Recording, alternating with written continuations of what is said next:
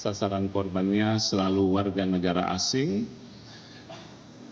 Setelah ditertibkan mulai terjadi pergeseran ke Indonesia.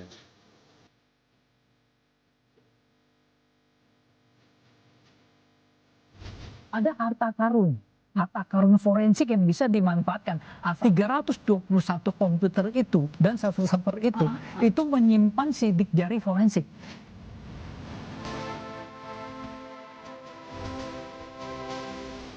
Tidak mungkin ada praktek-praktek perdagangan orang dalam hal ini. Artinya mereka ini cuma pekerja yang ketangkap, jadi hanya garis depannya aja. Sedangkan yang di belakang mereka itu mungkin masih harus ditelusuri di dalam.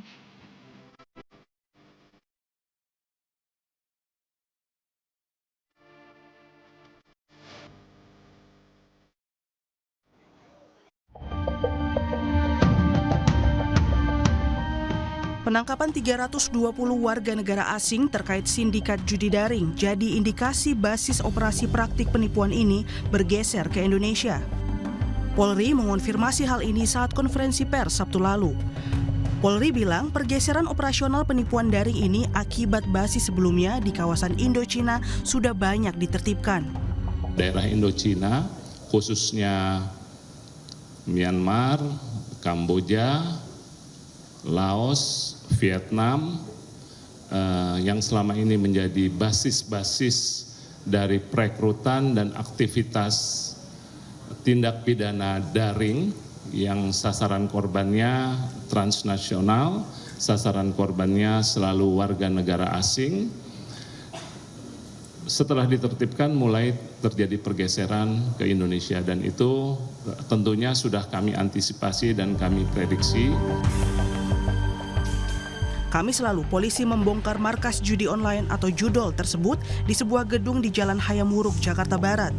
320 orang ditangkap, diantaranya 228 warga negara Vietnam, 57 warga negara Tiongkok, serta sisanya berasal dari Myanmar, Laos, Thailand, Malaysia, Kamboja, dan seorang warga negara Indonesia.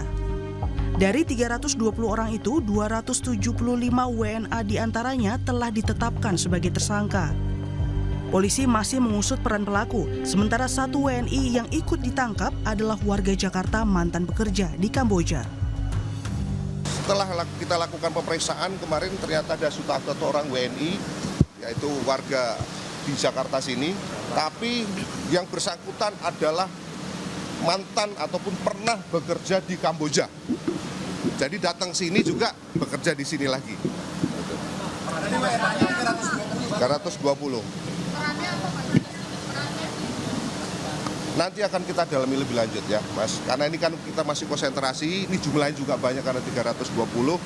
Kami tadi sudah sampaikan kita akan tetap melakukan pendalaman dan pengembangan terhadap kasus ini. Dari ratusan WNA yang ditangkap, Ketua Indonesia Cyber Security Forum, Ardi Suteja melihat dugaan tindak pidana perdagangan orang TPPO dalam sindikat ini. Sehingga tak menutup kemungkinan ada pihak dari Indonesia yang ikut jadi backingnya. Ini juga mungkin ada praktek-praktek perdagangan orang dalam hal ini. Artinya mereka ini cuma pekerja yang ketangkap, jadi hanya garis depannya aja. Sedangkan yang di belakang mereka itu mungkin masih harus ditelusuri di dalam, ya. Dan ini juga sasarannya tidak, kalau lihat dari jumlah orang asing tertangkap, mereka juga tidak bisa berbahasa Indonesia lagi. Sebagian besar, hampir semuanya tidak bisa berbahasa Indonesia. Ini artinya apa? Sasaran bukan di Indonesia, sasaran ada di luar negeri.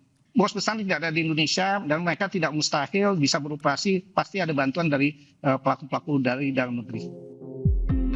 Komisioner Kompolnas Yusuf Warsim menyebut perihal mengungkap siapa backing dari transaksi keuangan para pelaku jadi tantangan utama kepolisian. Tantangan paling mendasar di dalam pengungkapan kasus penipuan online, judi online yang itu kaitannya dengan adanya transaksi keuangan, itu tantangan besarnya. Mengungkap transaksi keuangan sehingga akan menjurus siapa sponsor dan backingnya. Ini soal siapa sponsor ini paling utama sebenarnya yang harus bisa diungkap sponsor keuangannya. Kini Polri tengah menelusuri aliran dana dan memburu pembacking kegiatan ilegal ini. Kami akan melakukan koordinasi dengan instansi terkait untuk melakukan penelusuran, baik itu aliran dana maupun sponsor daripada mereka atau para pelaku yang mendatangkan ke sini, termasuk melakukan penelusuran terhadap siapa yang menyewa, sponsor, dan yang menyediakan sarana dan prasarana bagi para pelaku.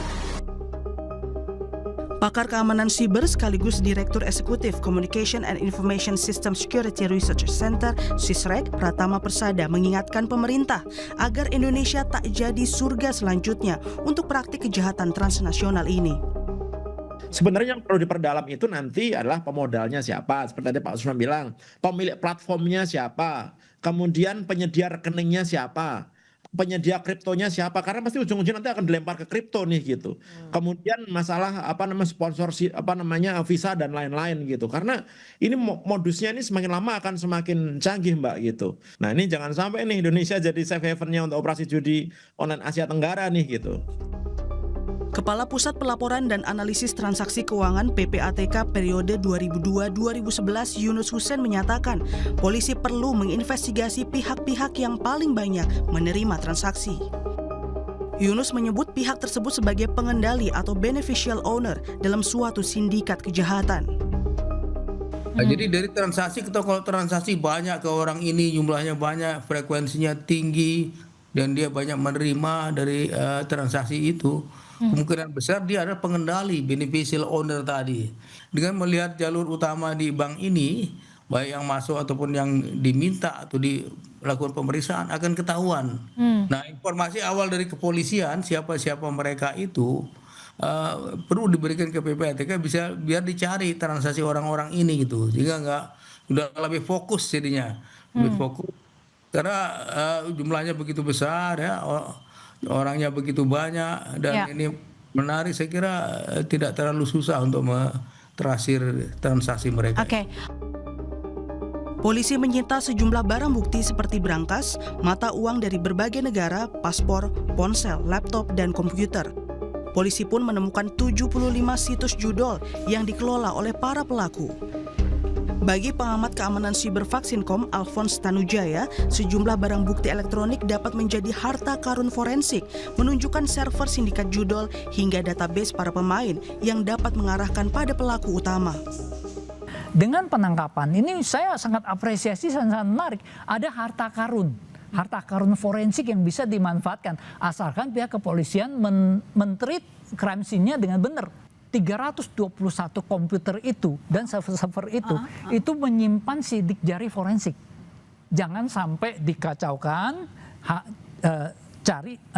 minta ahli forensik untuk mengidentifikasi, itu banyak yang bisa didapat. Satu, dapat server sebenarnya IP-nya ada di mana. Yang kedua, bisa dapat pemainnya siapa aja kalau database-nya berhasil dibobol. Itu pasti bisa dibobol, operator tangkap, buka database-nya. Yang ketiga, kalau ada uangnya yang tadi ya kan, kripto atau apa, di komputer itu diaksesnya, tinggal dibuka, diambil uangnya gitu. Lalu banyak data-data lain, apakah itu servernya, pengelola siapa, itu tolonglah, itu 321 komputer sangat berharga dan beberapa server yang ada di sana itu menyimpan informasi sangat berharga. Kini polisi menitipkan 320 pelaku WNA yang terdiri dari 228 laki-laki dan 96 perempuan di rumah detensi imigrasi. Kasubdit Pengawasan Keimigrasian Arif Eka Rianto bilang, para pelaku judi online diduga telah melanggar aturan keimigrasian. Pihak imigrasi juga menginvestigasi siapa sponsor dan penjamin yang memfasilitasi ratusan WNA ini tinggal di Indonesia selama sekitar 2 bulan. Kami juga akan melakukan pendalaman terhadap terduga tersangka terhadap pelanggaran keimigrasian dan tindak pidana keimigrasian. Kami juga akan melakukan penelusuran terkait dengan sponsor, penjamin warga negara asing ini untuk berada di Indonesia. Pengungkapan sindikat penipuan judi online ini sekali lagi jadi alarm keras bagi penegak hukum untuk meningkatkan sistem keamanan dan pengawasan pintu masuk Indonesia. Tim Liputan Kompas TV.